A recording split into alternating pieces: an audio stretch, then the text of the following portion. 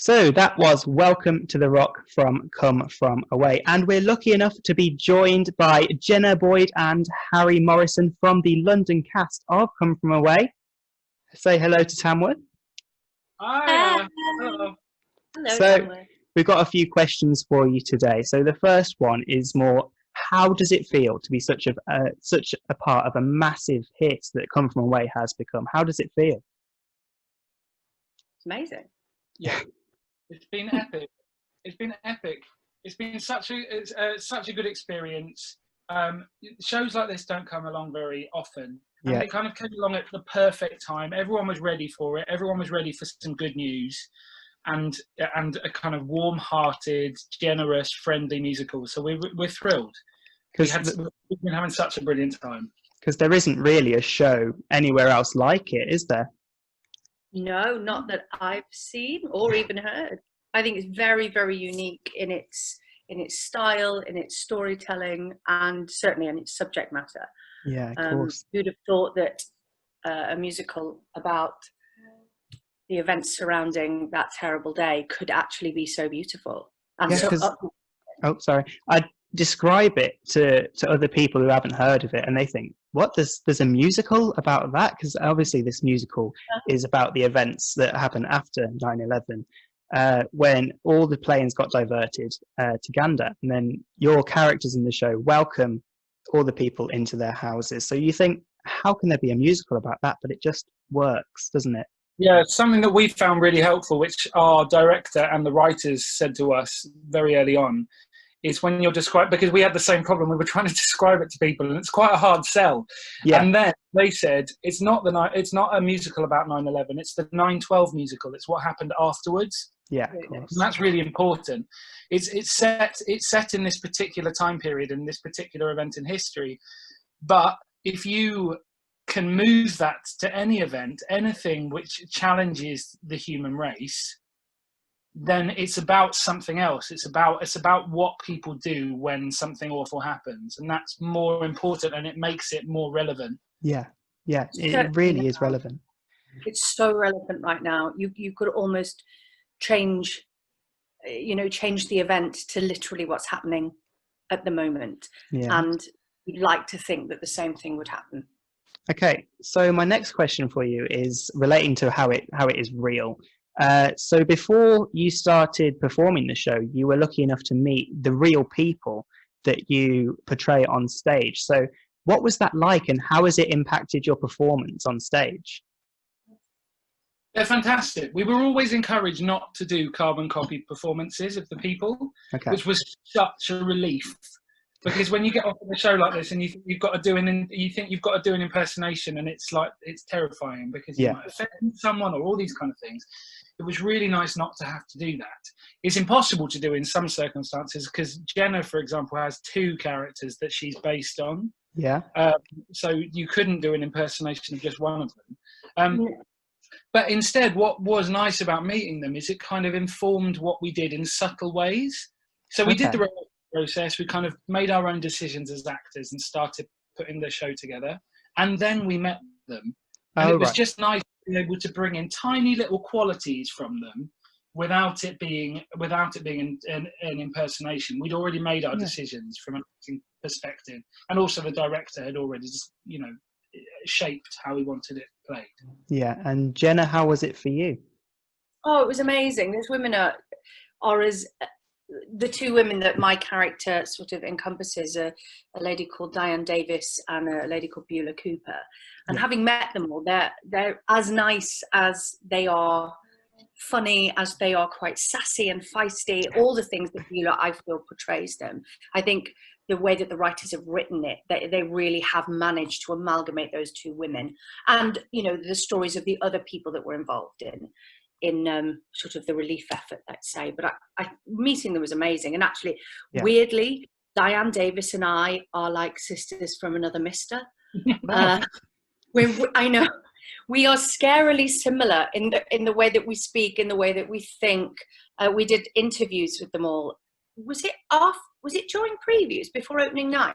In the year, Harry? Yeah, it was after we started. Yeah. I think it was before press night. Yeah, before press. So last year we when we had our previews, they all came over to see the opening night, and we did some interviews with them over at Canada House, which was lovely. We've been there a few times. They're always so nice when we go there. And just chatting with Diane Davis, I'm like, gosh, yeah, I see that. We're really similar. So I just want to ask another question now quickly. You mentioned that you've been to Canada House. Have you, as a group of actors, gone through the kind of ritual that they go on stage to become honorary Newfoundlanders? Have you guys gone through that? You know it. Yeah, baby. Harry, have you done it twice? No, I've done it once and watched it once. But it's like the thing is, so we got screeched in, including real fish kissing. Although second fish kissing session was just after coronavirus had started. So kissing of fish happened before lockdown. Before lockdown. Film over the cover of the fish, which the people kissing the fish were thrilled about. Yeah. It's not official unless it happens on Newfoundland soil. Okay. So, but we have a certificate saying we are honorary Newfoundlanders. Oh, that's lovely. By a person from Newfoundland, and we were. I didn't do it in the first year because the screeching was booked the only night they could do it, which was the night before opening night, and I just absolutely could not go out drinking the night before first night. No chance. But because I'd done it for a year, I was like, do you know what? I know what I'm doing, please God. So I did it this year. Mary Doherty and I didn't do it last year. So we were the only two people from the original cast who spent a whole year doing Come From Away who hadn't been screeched in. And yes, we did kiss that fish with cellophane over it, and I wasn't sad, but I did feel its little teeth. Ugh. Okay, so in relation to that, in the ceremony, here is next up the song Screech In, which details the ceremony that we've just spoken about, so enjoy. Okay, so that was Screech In, the song from Come From Away. And once again, if you've just tuned in, we're here with Jenna Boyd, who plays Beulah and others, and Harry Morrison, who plays Oz and others. Say hello to Tamworth again, guys. Hello, Tamworth. It's great to have you here with us. So, more questions then. How has the show Come From Away and its messages impacted your lives and the cast members' lives, especially in this time that we're in now when we're all stuck indoors? I think the main reason for me, the main way it has for me, is that you see after every single performance, people come up to you from the audience and talk to you and want to share their stories. And people tell us about how they come and watch the show and they go away and they want to do something. It kind of inspires people to do generous things and to do stuff for charity or to volunteer or to do little things for people, just small things sometimes, or sometimes massive things. And that is the most inspiring thing ever. It's definitely had the same effect on us as a cast as well. Yeah, that sounds lovely. Jenna, what about you?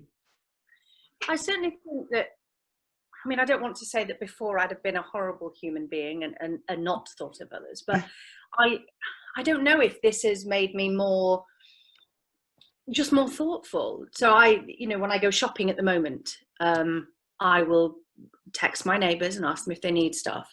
I'll certainly bring it round. There's a lady who lives down the street who's a vulnerable person. She has a bad back. I'll do her shopping for her and things like that. So I don't know if subconsciously, just be more Gander, just be more Newfoundland. That message is sort of sunk in. I don't know whether, if someone had asked me to do it, I would have said yes, but I don't know whether I would have thought about it the way that I have now. And I do think possibly that does have something to do with the fact that I spent a year playing the two of the kindest women that have ever been known to man. They are so selfless. So I'd like to think that they have rubbed off on me a little bit, because I do reach out. That is really lovely to hear, because obviously the show is all about kindness and all about random things that people have done. And from one of the biggest acts of kindness in history, probably, people welcoming people into their homes without any questions asked. It's absolutely amazing. But unrelated to Come From Away now, I want to ask you both, what are your favourite musicals and your favourite songs from those musicals that you haven't been in? Oh, that is a question. That is a really difficult question. It Jenna, puts you first. people on the spot. Does put people on the spot. Okay. Right. So what's my favourite musical and my favourite song from that musical? Well, my Yes. favourite musical will always be Les Mis. And even when I think that it's not, I then hear it again and remember that it is. Yeah. I think It's a classic, one isn't of it? my, well, yeah, because it's just brilliant. And I think one of my favourite bits in it is Fantine's Arrest. Okay. Which is not one of like the big famous songs, but I think it is beautifully written. Yeah. I think when done well. In fact, I did it at the same time as Mary Doherty did it, and I saw her play Fantine. She was first cover, and Oh, wow. she was so good. Good grief, she was amazing. She really was. I was so proud, like to sit next to her in the dressing room and to be her friend and see her go on. She was absolutely amazing. But that's my favourite bit. Yeah, so that's my favourite musical and my favourite song from it. So we'll play that out later in the show. And Harry, what about you? You've had some time to think about it now. I know. I feel like I've cheated.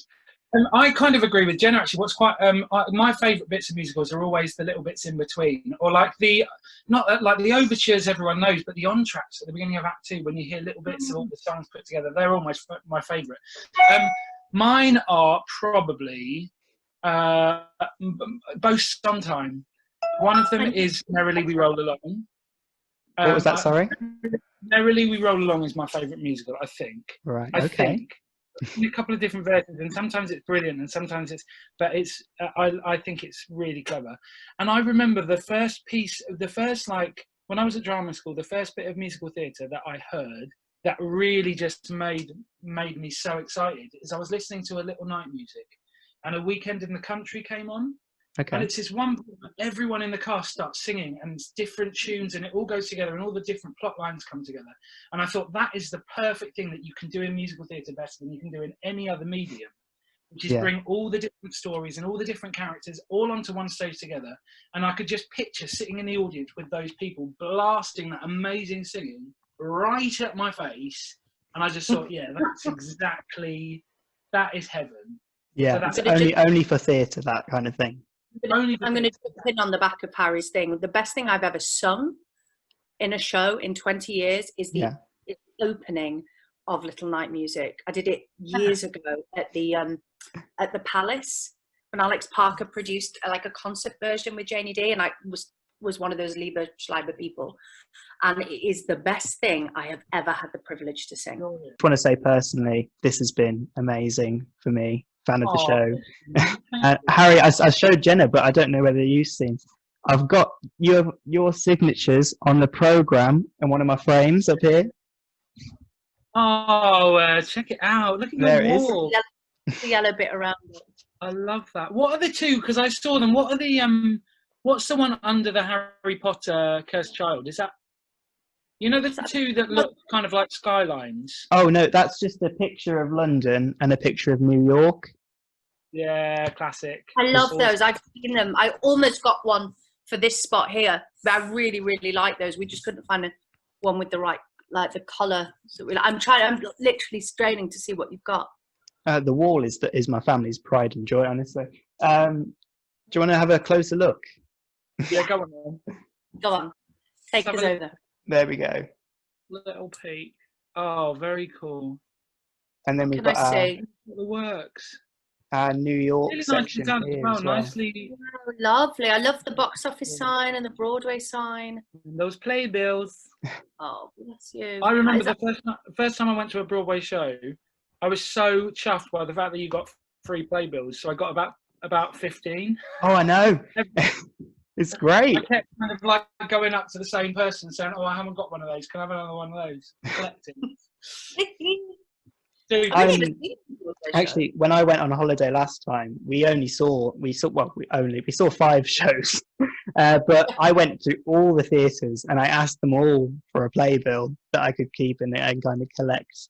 And like half of them were happy to give them to me. It was great. Oh, nice. I don't know what happened to me. I've seen one Broadway show, it was in the Heights, and I know I got a playbill because obviously they're free. I don't know what happened to it. But it was, I remember when it started being like, are you serious? The only night you come to the theatre, you come see a rap musical, because I don't like rap. I was like, ridiculous. Give me 3 minutes. I was like, this is the best thing I've ever seen. Lin-Manuel Miranda. Great. Oh, Yeah. good Lord. I'd like to be him right now. I'll leave you now, and I'll let you get ready for your masterclass in a bit. But I just want to say thank you again. It's been great. I can't wait to hear this out on the show. And also the overture of The King and I. You can do my whole playlist if you want. I mean, but you can't. How can you possibly say this is my favourite ever? There's no such thing.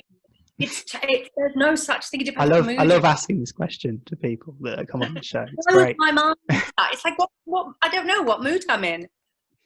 Okay. So that about concludes the interview for the show. It's been amazing having you on the show. Cast members Jenna Boyd and Harry Morrison from Come From Away, which hopefully we can all go and see after theatres reopen. So thank you for having us on the show. It's been great. Thank you very much indeed for inviting us. It's been lovely. Really lovely.